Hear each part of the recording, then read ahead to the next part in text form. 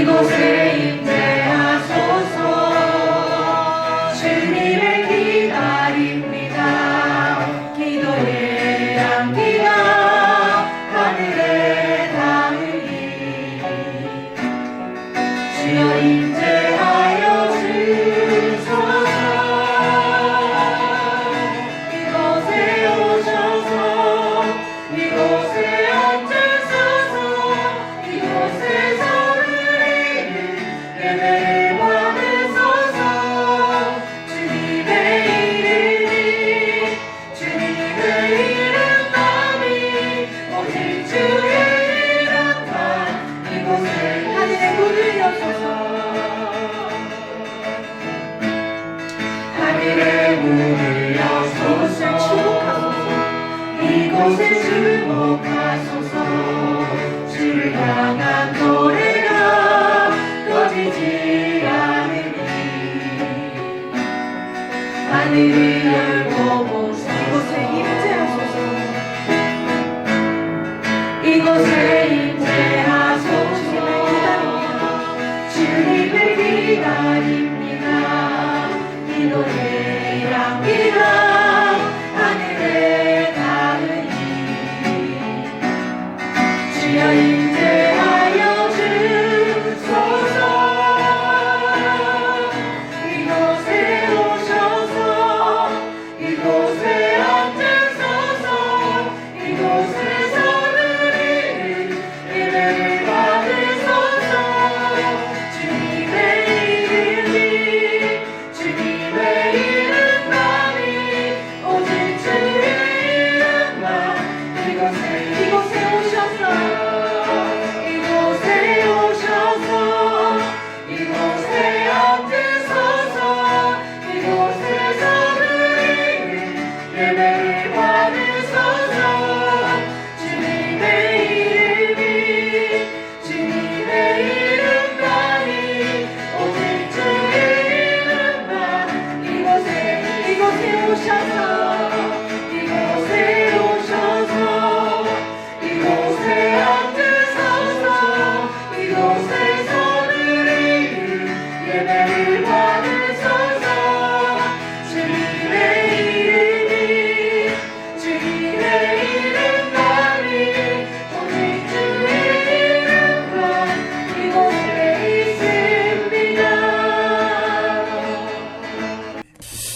누가에 의해서 기록되어진 이 누가복음은 예수님을 묘사할 때에 예수님의 모습은 다른 복음서에 비해서 예수님을 좀 화려하거나 또 많은 사람들에게 추앙을 받을 만한 그런 대상으로 우러러볼 정도의 대상으로 예수님을 묘사하지 않았습니다.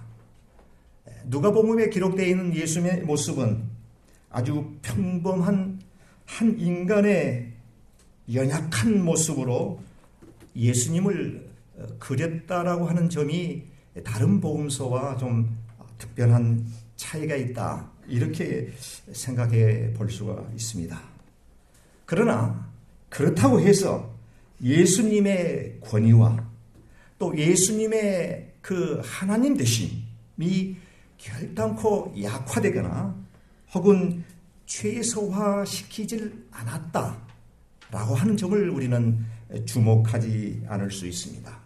그리고 학식이 그다지 많지 않고 뿐만이 아니라 무식한 사람들에게 선동이나 하고 다니고 다분히 사회에 불만을 표출하는 다소 반항기가 있는 비주류급에 속하는 사람 정도로 그들은 예수님을 바라보게 되었습니다. 뿐만이 아니라 자기들이 볼 때에는 예수님께서는 율법을 완전히 무시하고 자기 멋대로 해석하기도 하고 종교 지도자들로서는 도저히 용납할 수 없는 범죄, 즉 하나님의 이름을 망명되이 일컫는 일을 서슴지 않고 범하는 아주 잘못된 흉악한 자로서 보게 되었습니다. 그렇기 때문에 그들의 눈에는 예수라고 하는 인물은 눈에 가십거리 정도로 골치 아픈 존재, 그 이상 그 이하도 아니었다라고 그들은 생각하게 되었습니다. 그러나 그런 반면에 대부분 민중들은 그렇게 생각을 하지 않았습니다.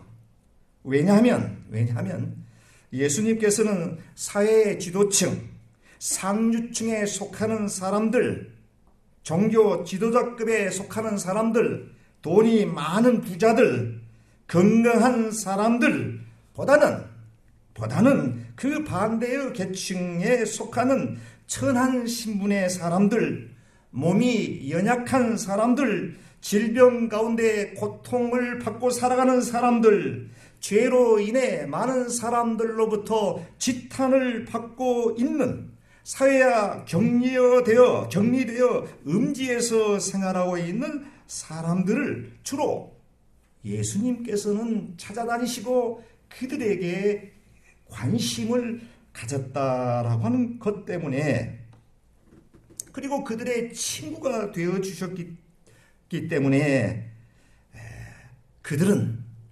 예수님을 종교 지도자들이 생각했던 것처럼 그렇게 보지를 않았다라고 하는 그런 점이 되겠습니다.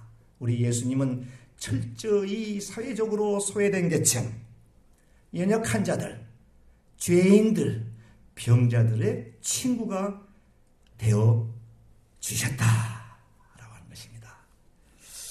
그러나 요즘 현대 교회는 어떻습니까? 그것보다는 사회적으로 성공한 사람, 돈이 많은 사람, 학식이 많은 사람, 인물이 출중한 사람, 이런 사람들에게 관심을 갖고 있는 것이 현대 교회의 다문한 현상이 아닌가, 우리가 또 한번 반성해 봐야 되지 않겠나 하는 생각을 해보게 됩니다.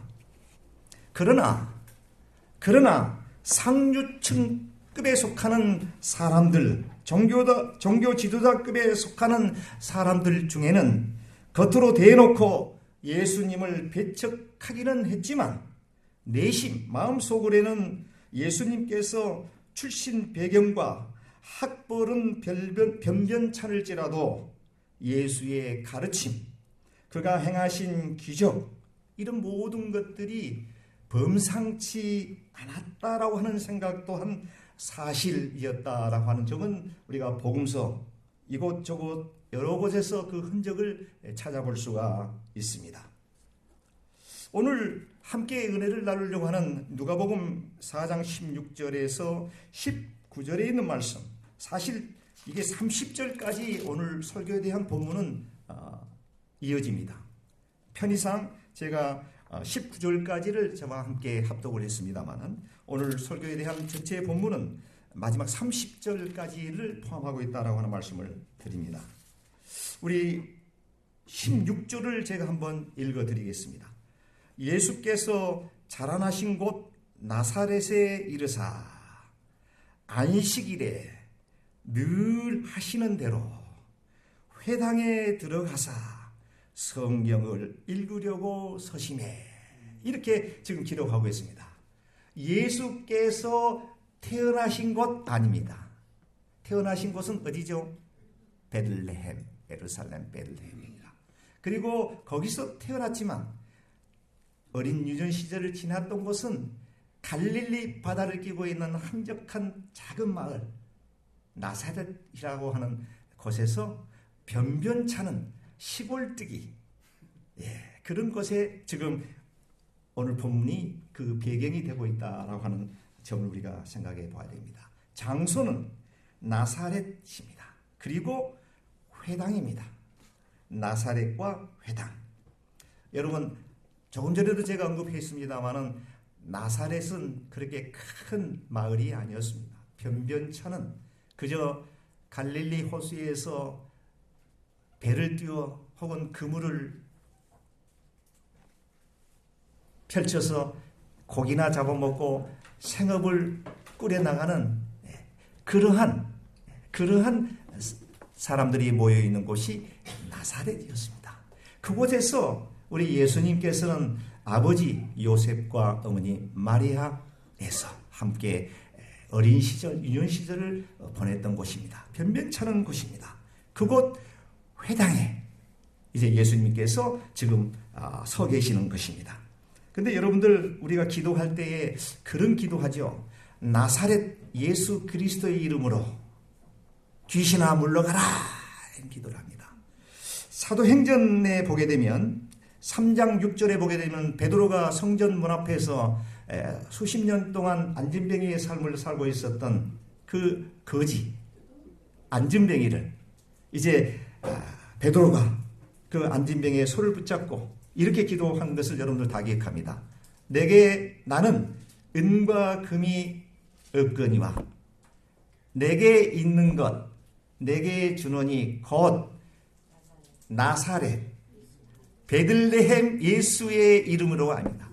나사렛 예수의 이름으로 일어나 걸으라. 그러자 수십 년 동안 구걸하며 생활을 했던 불우한 인생 안진뱅이가 벌떡 일어나는 기적이 일어나게 되었습니다. 예수님은 비록 겉으로 볼 때에는 나사렛과 같은 하찮은 시골뜨기 출신이지만 거기에 하나님께서는 예수 그리스도를 통해서 놀라우신 기적을 보여주셨다라고 하는 것입니다. 비록 우리 동부제일장로교회가 볼 때에 에난데일도 아니고 제2한인도시 저쪽 센터빌에 워싱턴 중앙장로교회가 모여있는 그 지역도 아닐지라도 첸틸리에 있는 약간은 한적한 곳에 시설도 썩 크지 않는 그런 작은 교회라고 할지라도 하나님께서 함께 하시고 하나님께서 역사하신다면 이곳에서 놀라우신 하나님의 역사가 시작되어진다고 하는 사실을 우리는 꼭 기억하셔야 될 줄로 믿습니다. 아멘. 예수님께서 나사렛에 있는 자그마한 회당에 들리셨습니다. 여기에 여러분들 혹시라도 좀 이제 성경을 좀 이렇게 집중해서 보다 보면 궁금증이 들 수도 있어요. 예수님께서 예루살렘 성전에 들어가시지 않고 회당에 들어가셨을까라고 하는 생각을 하셨을 수도 있겠습니다. 회당은 여러분들 아시죠? 신하고 유대인들이 안식일 날 모여서 율법을 연구하고 배우고 또 거기서 하나님을 찬양하는 그런 장소가 회당입니다. 그럼 왜 예루살렘 성전에서 하지 않고 회당에서 했을까요? 여러분 성경 읽으시면서 혹시 궁금하지 않으셨습니까?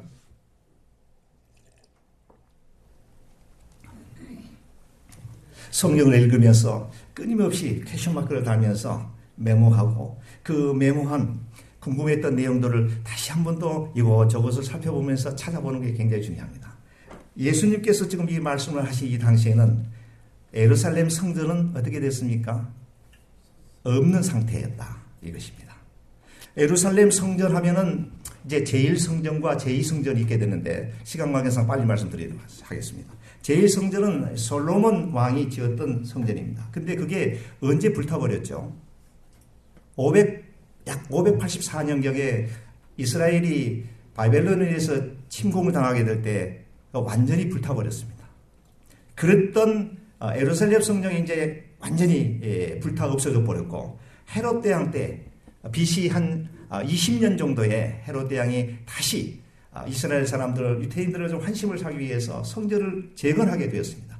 그 성전이 BC 20년경에 이제 제2성전이 되게 되는데 그 성전 또한 AD 70년경에 로마에 의해서 아주 이스라엘이 멸망을 당하게 될 때 함께 불타버렸는데 그 성전 가운데 서쪽에 한 벽만을 남겨두고 나머지 이 3면에 있는 그 건물 벽을 완전히 불타버려서 오늘날도 그 벽을 그 서쪽에 있는 벽 마지막 남아있는 벽을 통곡의 벽이라고 해서 이스라엘 사람들 유대인들이 그 앞에서 기도하는 모습들을 우리는 직접 가보신 분도 계시지만 많은 영상을 통해서 보신 줄 믿습니다. 그래서 이 당시에 예수님께서는 이제 회당에 들리셔서 이제 하나님의 말씀을 뭔가 읽으시려고 낭독하시려고 일어섰다라고 하는 것이죠. 일어섰을 때 그때의 누군가가 아마도 이 회당을 총괄하고 있는 회당장 정도, 요즘 말로 하면 목사님, 담임 목사 이런 정도의 사람이 예수님에게 구약 성경 가운데 이사야서를 딱 주셨습니다. 이사야서 책 한 권을 주셨습니다. 주시니까 예수님께서 이사야서 책 통 한 권을 딱 받아지고 그곳에서 61장, 이사야 61장 1, 2절을 갖다가 낭독하게 됩니다. 그 내용이 어떤 내용이냐면요. 주 여호와의 영이 내게 내리셨으니 이는 여호와께서 내게 기름을 부으사 가난한 자에게 아름다운 소식을 전하게 하심이라. 나를 보내사 마음이 상한 자를 고치며 포로된 자에게 자유를, 갇힌 자에게 노임을 선포하며 여호와의 은혜의 해와 우리 하나님의 보복의 날을 선포하여 모든 슬픈 자를 위로하되 라고 하는 이사야서 61장 1, 2절에 있는 말씀을 예수님께서 이사야서에 있는 말씀 가운데 그것을 딱 펼치셔서 그걸 읽으신 게 오늘 본문에 있는 18절 19절에 있는 말씀입니다. 주의 성령이 내게 임하셨으니 이는 가난한 자에게 복음을, 이사야에서는 이는 가난한 자에게 아름다운 소식을 했습니다. 아름다운 소식이 복음입니다. 예수님께서는 복음을 전하게 하시려고 내게 기름을 부으사 나를 보내사 포로된 자에게 자유를 얻는 자에게 다시 보게 함을 전파하며 눌린 자를 자유롭게 하고 주의 은혜를 전파하게 하십니다. 이사야서에 있는 말씀은 이스라엘 백성들이 나라를 잃고 포로된 상태에서 마치 노예 같은 종과 같은 희망이 전혀 보지 않는 상태에서 하나님께서 이사야 선지자를 통해서 역사하신 내용인데요. 이사야 선지자가 고백한 내용이 예수님께서 오늘 그 말씀을 인용해서 하신 말씀이 오늘 이 본문의 내용이다라고 하는 것이죠. 마음이 상한 자를 고치시고 포로된 자에게 자유를, 갇힌 자에게 노임을 선포하며 여호와의 해, 또 우리 하나님의 보복의 날을 선포하며, 자, 이 말씀을 다 그 회당에 모이는 사람들 앞에서 낭독하시다가 다 읽으신 후에 책을 덮으시고 옆에서 보좌하고 있는 사환에게 책을 돌려주고 다시 앉았다. 그런데 그 앉아있는 예수님의 모습을 회당에 있는 모든 사람들이 어떻게 해요? 예수님을 주목하더라. 예수님을 주목하더라. 어찌 보면 특별한 일은 아닙니다. 그렇죠? 이사야서에 있는 61장 1, 2절에 있는 말씀을 낭독하시고 예수님께서는 아무 행동도 안 하시고 그냥 자리에 앉으시니 무리들이 예수님을 주목하였더라. 책을 덮어 그 맡은 자에 주시고 앉으시니 회당에 있는 자들이 다 누구를? 예수님을 주목하여 보더라. 이게 중요합니다. 예수님을 주목하여 보더라. 집중하여 뚜렷하게 보았다. 근성으로 그냥 본 게 아니라 뚜렷하게 집중하여 보였다. 이것입니다. 주목하지 않으면 예수님이 보이지 않습니다. 신경을 모두와서 주목해서 성령님의 힘을 입어 성경을 보지 않으면 성령 속에 예수 그리스도의 마음을 놓쳐버리게 됩니다. 그렇지 않으면 하나님의 사랑의 마음을 잊지를 못합니다.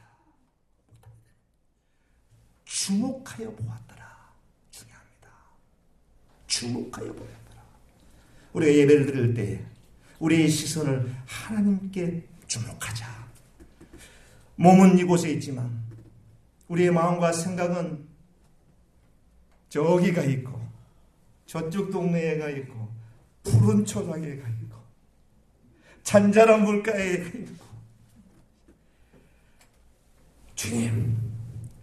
주님께 주목하는 여러분들 되시기를 바랍니다. 아멘. 그럴 때에 들려주는 말씀 속에서 예수 그리스도의 뜨거운 그 심장을 우리가 느끼게 될 수 있다라고 하는 것입니다. 그럴 때에 그 말씀이 우리의 삶을 바른 길로 인도하게 됩니다.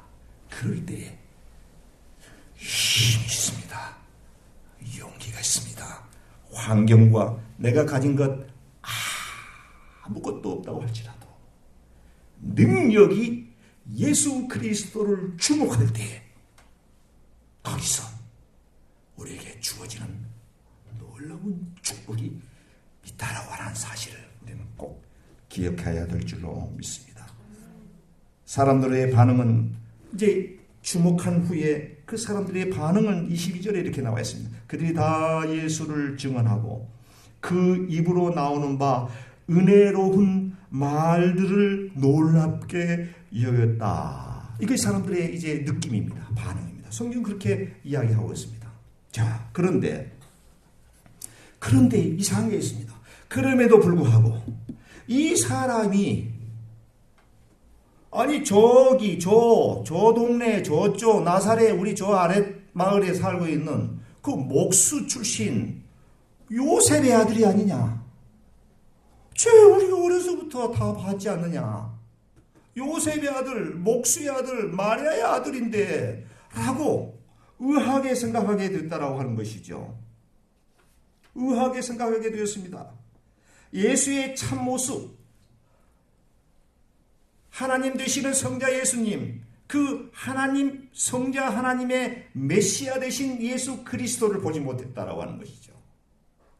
우리 동네에서 어린 시절 코울릭의 실수투성이었던 그 유아기의 예수 그리스도의 모습을 줄곧 보았기 때문에 아니 목수의 아들이 아니냐라고 한편으로는 예수님의 말씀에 대해서 아주 좋은 반응을 느꼈음에도 불구하고 또 한편으로는 좀 목수의 아들인데 라고 생각을 하게 되었다라고 하는 점이 되겠습니다. 그럴 때 우리 예수님께서 그런 얘기를 하시죠. 23절에 그들의 반응을 읽으시고 이제 예수님께서 23절에 이렇게 말씀하십니다. 예수께서 그들에게 이르시되 너희가 반드시 의사야 너 자신을 고치라 하는 속담을 인용하여 내게 말하기를 우리가 들은 바 가버나움에서 행한 일을 내 고향 여기서도 행하라 하니라. 이게 무슨 말입니까? 말이 참 어렵죠. 쉬운 성경을 찾아보게 되니까 이렇게 기록이 됐습니다. 예수님께서 그들에게 말씀하셨습니다. 그들이 누구지요? 그렇게 목수의 아들, 저 요셉의 아들이 아니냐라고 얘기했던 그들입니다. 그들에게 말씀하셨습니다. 나는 당신들이 속담에 빗대어 나에 대해 의사야 네 자신이나 고쳐라. 당신이 가버나움에서 행한 일을 우리가 들었는데 여기서도 이 고향에서도 한번 해봐라. 이런 뜻입니다. 다른 곳에서만 우리가 모르는 곳에서만 기적을 베풀지 말고 네 고향 이곳에서도 한번 기적을 베풀어 보아라. 그리하면 우리가 어떻게 해요? 믿겠다. 이런 뜻이 아니겠습니까? 다분히 그런 마음이 이 무리들 심정 속에는 내재되어 있다라고 하는 점이 되겠습니다. 이 내용을 좀 더 강하게 입증하기 24절에 보게 되니까 예수님 이런 말씀합니다. 내가 진실로 진실로 너에게 이르노니 선지자가 고향에서는 환영을 받는 자가 없느니라. 고향에서 선지자가 고향에서는 어떻게 해요? 환영을 받는 자가 없느니라. 선지자들 중에서도 고향에서 인정받는 자가 없었다라고 하면서 이제 한 두 가지 정도의 사례를 들어서 이야기하는데 첫 번째 사르밧다 과부의 예를 들고 두 번째 엘리사 라만 장군의 예를 들어서 예수님께서 설명하시는데요. 엘리야 첫 번째 사례는 엘리야 시대에 이스라엘에 3년 6개월 동안 대흉년이 들게 되었습니다. 흉년이 들어가 여러분들 아시죠? 갈멜산에서 바알 아세라신 850명과 엘리야 선지자가 불로서 태워주신 여호와여 하면서 대결했던 그 장면이 여러분들 연상이 되지 않습니까? 그때에 엘리야 선지자가 배가 고파서 한 과부 집에 찾아서 먹을 걸 달라고 할 때 없다. 이거 먹고 우리는 우리 아들하고 죽어야 되는데 선지자님에게 줄 것이 없다라고 했을 때에 아니다 해서 기름병을 가져서 기름을 채워보니까 기름이 끊이지 않게 나왔지 않습니까? 이 사실, 이 사례를 갖다가 예수님께서 하나의 예로 지금 첫 번째 말씀을 하고 계시는 겁니다. 두 번째 사례는 27절에 있는 말씀인데, 또 선지자 엘리사 때에 이스라엘에 많은 나병 환자가 있을 때 그 중에 한 사람도 깨끗함을 얻지 못하고 오직 수리야 사람 나아만 뿐이었더라. 그러니까 엘리사 시대에 이스라엘에 수많은 나병 환자들이 있었는데, 그 수많은 이스라엘의 택한 백성, 하나님께서 특별히 택한 선택 받은 그 백성 중에 나병 환자들이 많이 있었음에도 불구하고 한 명도 고침을 받은 자가 없었는데, 단지 고침받은 사람은 이스라엘 사람이 아닌 어느 나라 사람이요? 수리아 사람, 아람 나라 사람 라만 뿐이었더라. 첫 번째 내용은 이스라엘에 수많은 과부가 있었지만 엘리야 선지자로부터 축복을 받은 그 사람은 오직 한 분, 누구죠? 시돈 땅에 살고 있는 이 사르밧 과부 한 사람이었더라. 하나님께서 비록 택한 백성이라고 할지라도 구원받은 사람은 그 이스라엘 백성이 아닌 이방 사람들에게서도 그 같은 기적이 일어나고 같은 축복을 주게 되었다 라고 한 점을 우리 예수님께서 두 가지의 사례를 들어서 말씀을 하시는데요. 여기에 이 두 사례 중에 특징은 무엇입니까? 조금 전에 제가 말씀드렸죠. 택한 백성, 이스라엘 백성이 아닌 이방 사람, 저쪽에 다른 나라의 사람 가운데서도 하나님의 놀라우신 축복을 누릴 수도 있다라고 하는 점을 지금 예수님께서 말씀하고 싶은 거예요. 하고 싶은 거예요. 자, 여기서 의문점이 우리 하나가 또 생깁니다. 왜 그들은 하나님께서 택한 백성들임에도 불구하고 구약에서 수많은 선지자들을 통해 장차 오실 예수 그리스도, 메시아 예수 그리스도를 그렇게 예고하고 또 귀가 닳도록 얘기했음에도 불구하고 지금 그들 눈앞에 계시는 메시아 예수 그리스도를 바로 보지 못했을까요? 바로 깨닫지 못했을까요? 이것이 지금 제가 여러분들에게 드리고자 하는 하나의 궁금증입니다. 왜 그랬을까요? 누구보다도 하나님께로부터 택함받은 백성이고 구약의 수많은 선지자를 통해서 장차 너희를 구원할 메시아 예수 그리스도를 보내겠다라고 했고, 그 예수 그리스도가 지금 그들 앞에, 눈앞에 바로 목격되고 있음에도 불구하고 그들은 왜 그 예수를 나사렛 예수로 보았을까? 예수 그리스도, 메시아 예수 그리스도를 보지 못했을까라고 하는 질문을 한번 여러분들에게 드려보는 것입니다. 여러분들은 어떻게 생각하십니까? 왜 그랬을까요? 왜 그렇다고 생각하십니까? 그들은 조금 전에도 제가 말씀드렸지만 나사렛이라고 하는 동네에서 목수의 아들로 예수가 어린 유년 시절을 쭉 지켜왔던 사람들이었습니다. 자, 집중하십시오. 자, 덥습니까? 에어컨 좀 내려주세요. 쭉 지켜봐 왔습니다.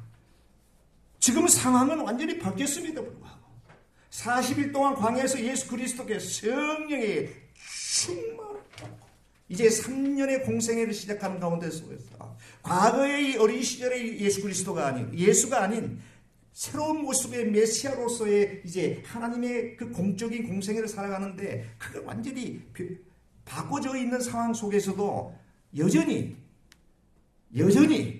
그들은 예수를 어린 시절에 어린 시절에 유년기 시절에 보았던 예수로 보아서 지금 그 예수가 메시아 예수 그리스도라고 하는 사실을 잊어버리게 깨닫지 못하게 되었다라고 하는 점이 되겠습니다. 이것이 인간이 가지고 있는 또 다른 커다란 그 한계가 되겠습니다.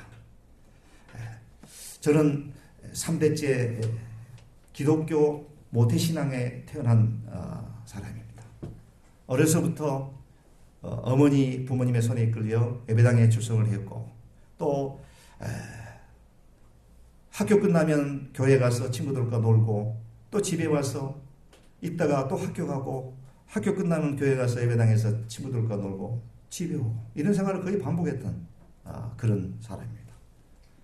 어떻게 보면은 예수 그리스도에 대한 하나님에 대한 그 생각이 하나의 그 습관처럼 되어버릴 가능성이 많은 노한 사람 중에 한 사람입니다.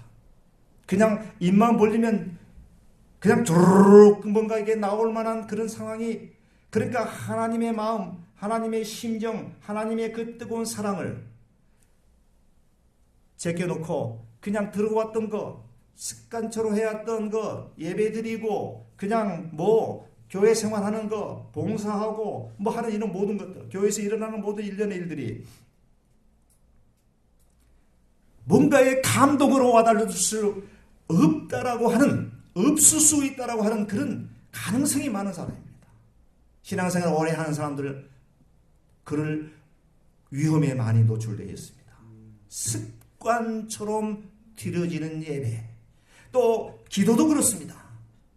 진심을 담아서 나의 마음을 담아서 하나님 아버지 오늘도 주의 몸된 이 교회에서 예배 드릴 수 있게 나를 이곳으로 불러주시니 감사합니다.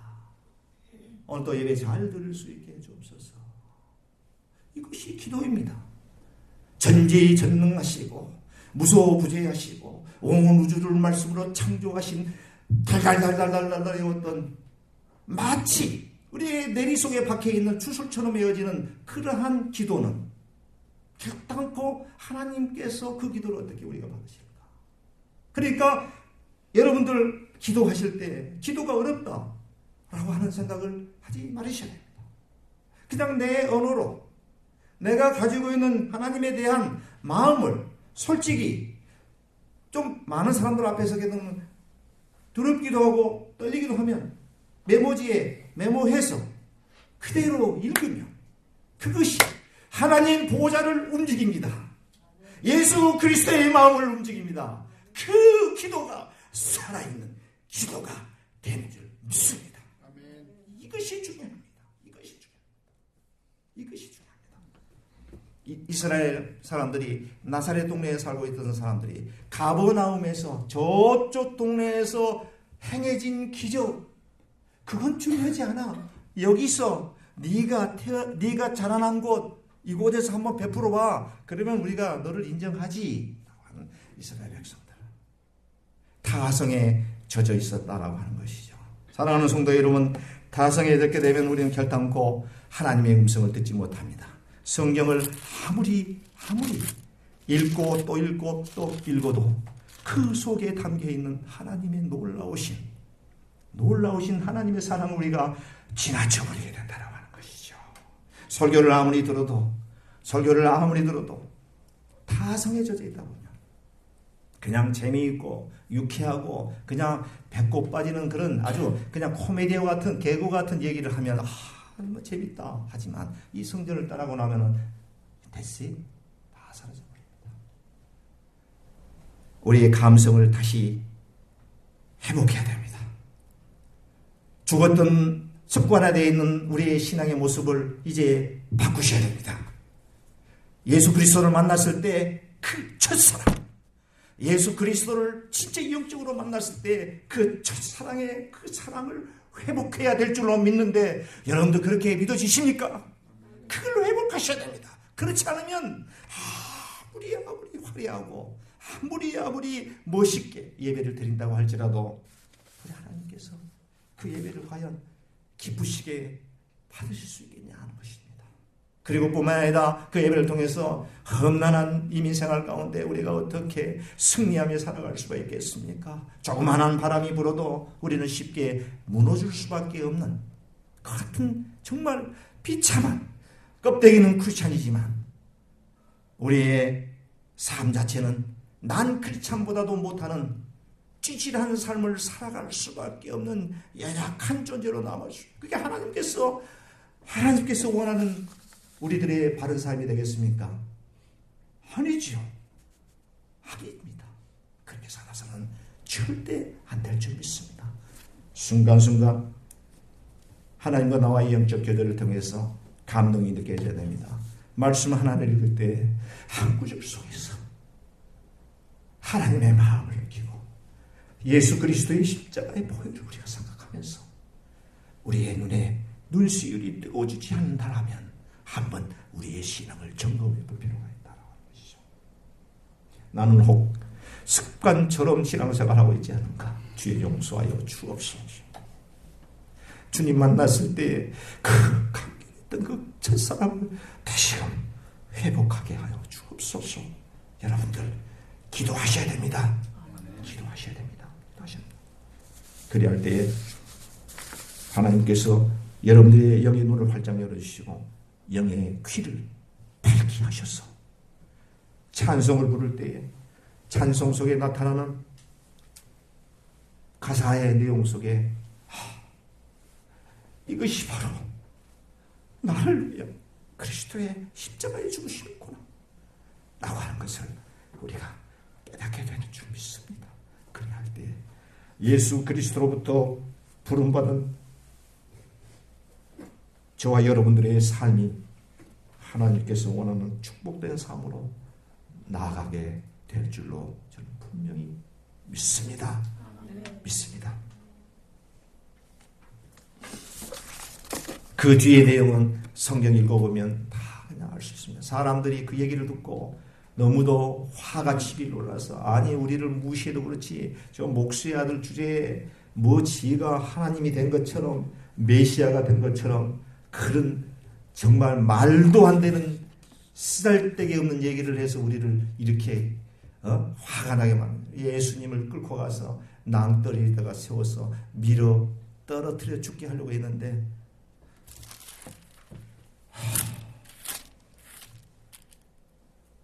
회당에 있는 자들이 이것을 듣고 다 크게 화가 나서 일어나 동네에 밖으로 쫓아내어 누구를요? 예수 그리스도를 쫓아내요. 그 동네가 건설된 땅 낭떠러리까지 끌고 가서 밀쳐 떨어뜨리고자 하되 30절 예수께서 그들 가운데로 지나서 가시니라. 그런 가운데서 예수님께서는 묵묵부답으로 그들에게 저항도 하지 않으시고 묵묵부답으로 그들 가운데 지나서 가시니라.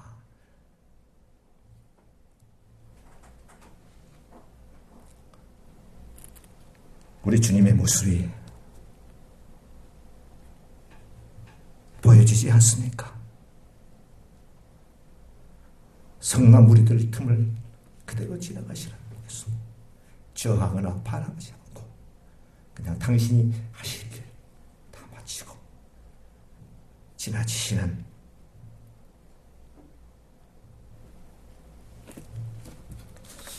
주님의 모습이 보여주게 되었습니다. 잠깐 기도드리겠습니다. 한 1분 정도만 우리 말씀을 생각하시면서 주여 나의 일이 딱딱히 고착화 되어 있는 습관과 같은 신앙생활로부터 벗어나게 해 주옵소서. 우리 같이 한번 기도드리겠습니다. 우리를 불쌍히 여기소서. 말씀 속에 주님을 잘 읽을 수 있도록 도와주옵소서. 주님을 발견할 수 있도록 도와주옵소서. 주님을 만날 수 있는 축복을 허락하여 주옵소서.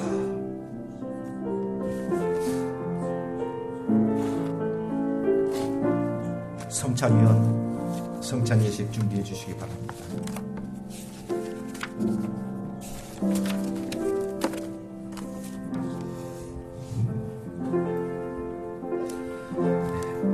성찬 예식은 우리 예수님께서 십자가에 달리시기 전에 제자들을 모아놓고 사랑스러운 제자들을 모아놓고 제정해 주신 아주 귀한 예식이 되겠습니다. 이 성찬 예식은 예수 그리스도를 구주로 영접하고 세례를 받으신 분이 참여하도록 되어 있습니다만은 저희 동부 제1장로교에서는 그렇지 않는다고 할지라도 나는 예수님을 믿습니다, 나는 예수님을 구주로 영접합니다 라고 하는 그 고백이 마음속에서 느껴지시는 분은 이 성찬 예식에 참석할 수가 있습니다. 비록 내가 세례를 받았다고 할지라도 아니야, 나는 예수 그리스도 나하고는 무관한 사람이야, 예수 그리스도 구원자가 아니야 라고 생각하시는 분은 성찬 예식에 참석할 수가 없습니다. 예수님을 나의 구세주로 영접하시는 분 누구나 떡과 잔을 들 수가 있겠습니다.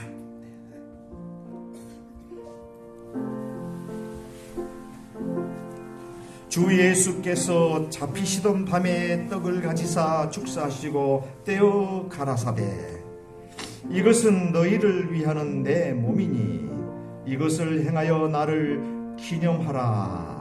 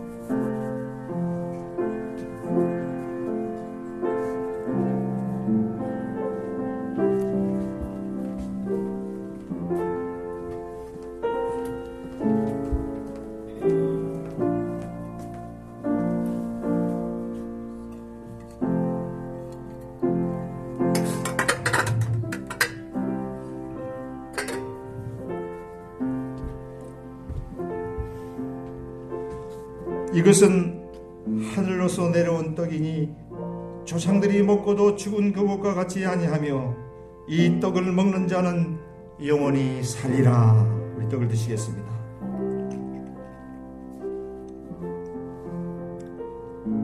식사한 후에 또한 이와 같이 잔을 가지시고 가라사대 이 잔은 내 피로 세운 새 언약이니 이것을 행하여 마실 때마다 나를 기념하라 하셨으니 너희가 이 떡을 먹으며 이 잔을 마실 때마다 주의 죽으심을 오실 때까지 전하는 것이니라. 아멘.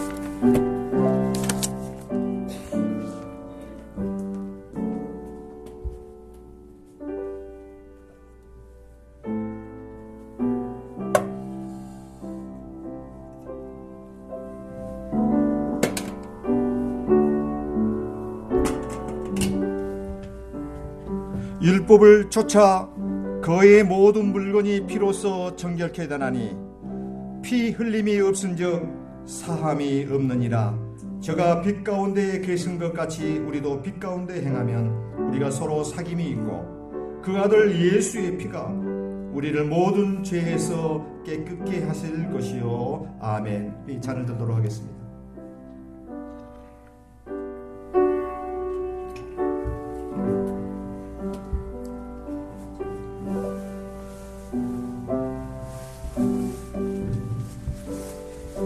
기도드리시겠습니다. 거룩하신 아버지 하나님, 참으로 감사합니다. 죄로 말미암아 영원히 죽을 수밖에 없는 저희 인생들을 사랑하시고 예수 그리스도의 보혈의 피로 인해서 우리를 구원하여 주시고 하나님의 자녀로 삼아주시고 또 영원한 삶, 축복의 삶, 영생의 삶을 우리에게 허락하여 주시니 감사합니다. 우리 주님께서 마지막 우리에게 십자가에 달리시기 전에 분부하시고 제정해 주신 성찬 식을 저희가 거행하게 되었습니다. 오늘 한 번으로 끝나는 이 성찬 예식이 되지 않게 하시고 형식적으로 드려지는 성찬 예식이 되지 않게 하시고 우리의 삶 가운데 매 순간순간 음식을 대할 때, 사람을 만날 때에 예수님의 십자가의 달리심을 기억하며 살아갈 수 있는 저희들 되게 도와주옵소서. 예수님의 이름으로 감사 기도 올리옵나이다. 아멘. 자리에 일어나셔서 마지막 찬송 부르신 후에 축도로 예배를 마치도록 하겠습니다.